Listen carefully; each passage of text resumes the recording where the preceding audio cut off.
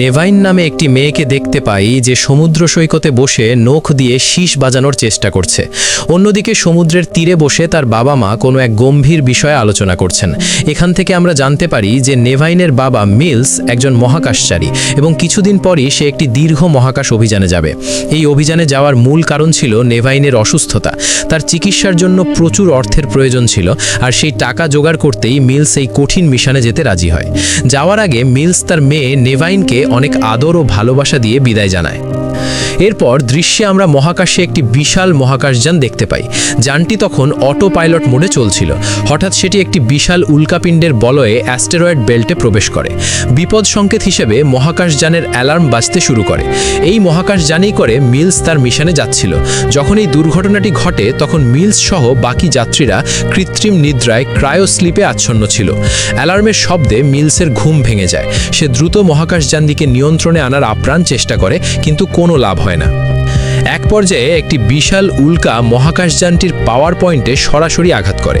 এর ফলে যানটি পুরোপুরি নিয়ন্ত্রণ হারিয়ে ফেলে এবং কাছের একটি অজানা গ্রহে প্রচণ্ড বেগে আছড়ে পড়ে। সংঘর্ষের ফলে মহাকাশযানটি ভেঙে কয়েক টুকরো হয়ে যায় এবং এর বিভিন্ন অংশ গ্রহের বিভিন্ন স্থানে ছড়িয়ে পড়ে। তবে মিলস যে কেবিনে ছিল সেটি একটি জলাভূমির ধারে আছড়ে পড়ে। কিছুক্ষণ পর মিলসের জ্ঞান ফিরে আসে।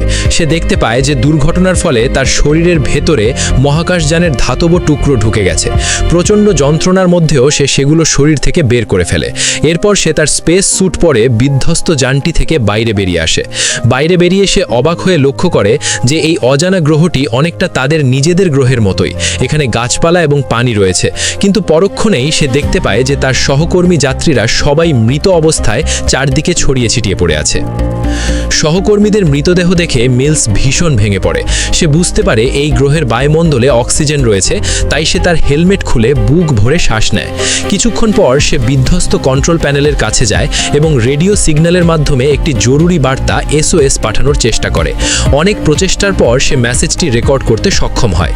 সে বলে, আমাদের মিশন শেষে ফেরার পথে একটি বড় দুর্ঘটনার কবলে পড়ে আমরা এক অজানা গ্রহে আছড়ে পড়েছি।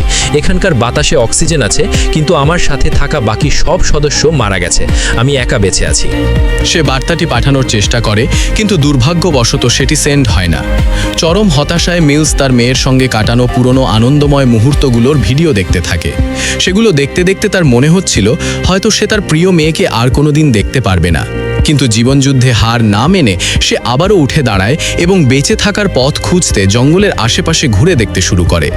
হঠাৎ সে মাটিতে একটি বিশাল থাবা বা পায়ের ছাপ দেখে স্তব্ধ হয়ে যায়। আতঙ্কে সে দ্রুত নিজের কেবিনে ফিরে আসে। পরদিন সকালে যখন সে আবার